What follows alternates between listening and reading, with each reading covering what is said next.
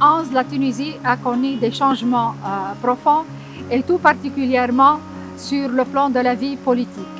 Lors de la révolution, l'administration a pu quand même maintenir la stabilité et la continuité des services publics, mais cette efficacité est aujourd'hui de plus en plus contestée, et ce, en l'absence d'une gestion des ressources humaines moderne, dynamique et performante. L'administration tunisienne a connu aussi beaucoup de problèmes suscités par la révolution. Des recrutements massifs à caractère social, des créations de corps et de statuts particuliers peu étudiés, des augmentations salariales sous la pression des demandes syndicales, sans tenir compte des exigences à l'égard du service public. Conscient de cette situation, le gouvernement s'est engagé depuis 2017 dans un programme ambitieux de modernisation de la fonction publique, et ce dans l'objectif de promouvoir l'administration vers une administration efficace, efficiente, transparente et responsable. On a cherché à avoir un regard externe et voir de bonnes pratiques afin de construire des idées pertinentes pour une fonction publique plus agile, plus inclusive et mieux outillée. On voulait aussi avoir un appui réel à la mise en œuvre d'une stratégie visant à la modernisation de la fonction publique.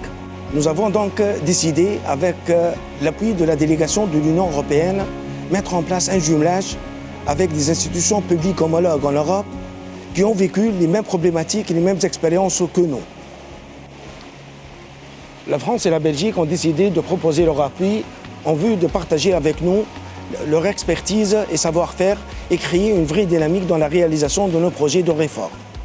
Le jumelage est un projet tout à fait exceptionnel pour la fonction publique française, à la fois par sa durée, 3 années, son niveau d'engagement, les jours d'expertise, plus de 600, les personnels mobilisés, plus de 70 experts de haut niveau en France, mais également en Tunisie, qui vont venir en France, la profondeur des sujets évoqués sur la transformation dans les deux pays, mais en particulier en Tunisie, la fonction RH, et finalement la promesse que ce jumelage aussi apporte pour la relation entre nos deux pays. Donc je remercie très sincèrement la fonction publique tunisienne pour son engagement au cours de ces années et pour les beaux travaux qui restent à venir. Depuis 2 ans, les experts belges ont investi dans ce jumelage. Un jumelage, c'est un voyage où des partenaires d'origine et compétences divers collaborent ensemble. Ce voyage est une riche expérience pour tous, pour apprendre, pour échanger les bonnes pratiques, pour mieux se comprendre et mieux s'apprécier. Le succès se mesure qu'en arrivant au port. Il nous reste 1 an et nous arriverons ensemble.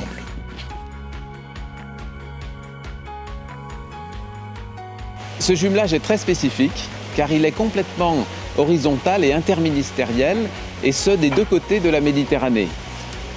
On a bien sûr la présidence du gouvernement et le comité général de la fonction publique qui pilote ce projet, mais il associe en réalité l'ensemble des ministères tunisiens et d'autres institutions publiques, et il a aussi des impacts sur les collectivités locales tunisiennes. Et côté France et Belgique, c'est la même chose, on n'a pas qu'une seule administration concernée, la DGAFP ou le BOSA, mais on a des experts qui proviennent de différentes administrations, avec bien entendu une spécialité ressources humaines affirmée dans la fonction publique.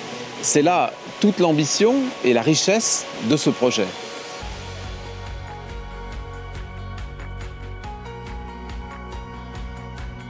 La première composante du jumelage a pour objectif d'aider les ministères, et tout particulièrement les directeurs généraux des services communs et leur direction des ressources humaines, à être mieux structurés, plus outillés et à engager avec les syndicats un dialogue social constructif pour un avenir meilleur de la fonction publique tunisienne.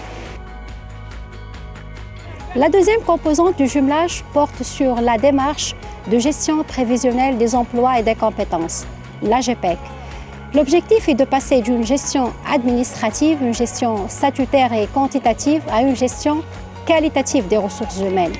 La démarche GPEC consiste à partir du diagnostic des ressources humaines disponibles existantes, prévoir l'évolution des effectifs et des compétences à l'horizon d'une réforme et à anticiper les risques d'inadéquation entre les effectifs et les compétences d'une part et les besoins futurs des services d'autre part. Ainsi, la GPEC permet d'élaborer des plans d'action à mettre en œuvre pour accompagner une réforme et pour limiter les risques pour les agents et pour les services.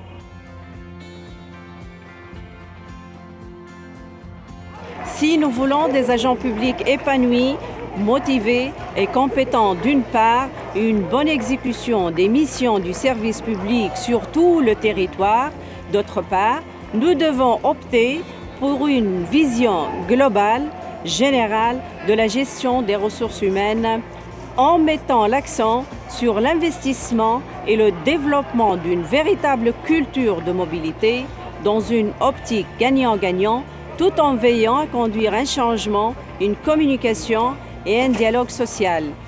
La quatrième composante de notre jumelage s'intéresse à l'évaluation de la masse salariale en Tunisie. La création de nombreux corps et statuts ces dernières années a développé un système de rémunération assez complexe. Donc la clarification, la simplification, voire même l'harmonisation de ce système permettra d'instaurer des outils de pilotage stratégique et prévisionnel pour, bien évidemment, un meilleur contrôle de la masse salariale de l'État.